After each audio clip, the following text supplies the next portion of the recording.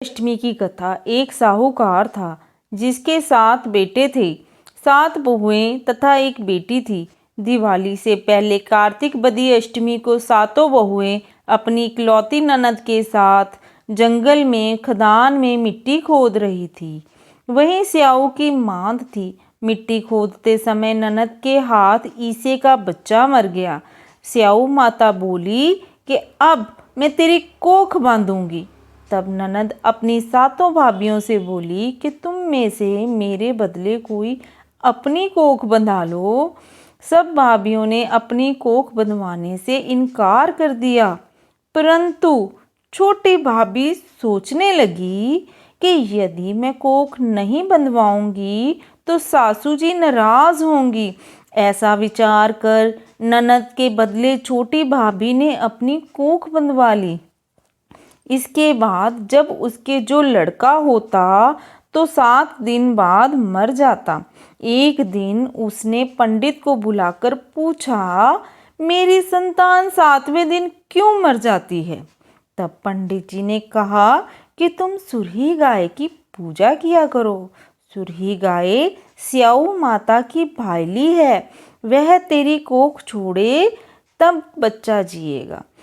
इसके बाद वह बहू प्रातःकाल उठकर चुपचाप सुरही गाय के नीचे सफाई आदि कर जाती। गौ माता बोली कि आजकल कौन मेरी सेवा कर रहा है, सो आज देखूंगी। गौ माता खूब तड़के उठी। क्या देखती है कि एक साहूकार के बेटे की बहू उसके नीचे सफाई कर रही है। गौ माता उससे बोली, क्या मांगती है? तब साहूकार की बहू बोली कि स्याऊ माता तुम्हारी भाईली है, उसने मेरी कोख बांध रखी है, सो मेरी कोख खुलवा दो। गौ माता ने कहा, अच्छा। तब गौ माता समुद्र पार कर अपनी भाईली के पास उनको लेकर चली। रास्ते में कड़ी धूप थी, सो वे दोनों एक पेड़ के नीचे बैठ गई। थोड़ी देर में एक सांप आया और उसी पेड़ पर गरुड़ पंखनी का बच्चा था, उसको डसने लगा। तो साहूकार की बहू ने सांप मारकर छाल नीचे दबा दिया और बच्चा बचा लिया। थोड़ी देर में गरुड़ पंखनी आई तो वहां खून पड़ा देखकर साहूकार की बहू के चोंच मारने लगी। तब साहूकारनी बोली कि मैंने तेरे बच्चे को नहीं मारा, बल्कि सांप तेरे बच्चे को डसने आया था। मैंने तो उससे तेरे बच्चे की रक्षा की है। यह सुनकर गरुड़ पंखनी बोली कि मांग, तू क्या मांगती है? वह बोली, 7 समुंदर पार स्याऊ माता रहती है, मुझे उसके पास पहुंचा दे। तब गरुड़ पंखनी ने दोनों को अपनी पीठ पर बिठाकर स्याऊ माता के पास पहुंचा दिया। स्याऊ माता ने उन्हें देखकर बोली कि आ बहन, बहुत दिनों में आई है। फिर कहने लगी कि बहन, सिर में जूं पड़ गई है। तब सुरही ने के कहने पर बहू ने सिलाई से उसकी जुएं निकाल दी।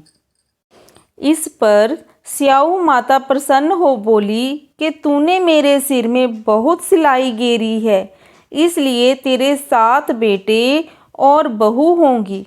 वह बोली, मेरे तो एक भी बेटा नहीं, 7 बेटे कहाँ से होंगे? स्याऊ माता बोली, क्यों, क्या बात है?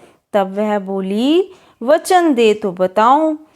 स्याऊ माता बोली, वचन दिया, वचन से फिरूं तो धोबी कुंड पर कंकरी हूँ। तब साहूकार की बहू बोली, मेरी कोख तो तुम्हारे पास बंद पड़ी है। यह सुन स्याऊ माता बोली कि तूने मुझे बहुत ठग लिया। मैं तेरी कोख खोलती तो नहीं, परंतु अब खोलनी पड़ेगी। जा, तेरे घर तुझे 7 बेटे 7 बहुएं मिलेंगी। तू जाकर उजमन करियो, 7 ओहोई बनाकर 7 कढ़ाई करियो।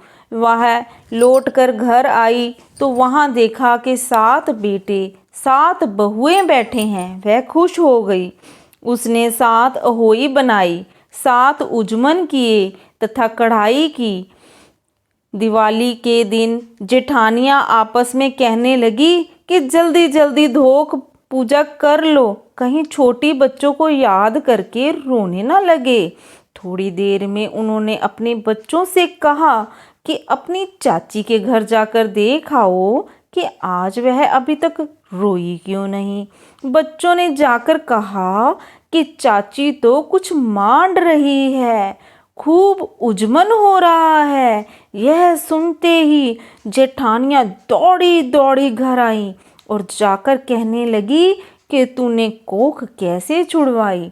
वह बोली, तुमने तो कोख बंधाई नहीं, सो मैंने कोख बंधा ली थी। अब स्याऊ माता ने कृपा करके मेरी कोख खोल दी है।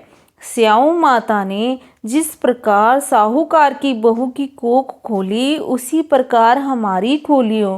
कहने वाले तथा सुनने वाले की तथा सब परिवार की खोलियो। जय माँ अहोई अष्टमी। सब पर अपनी कृपा करना।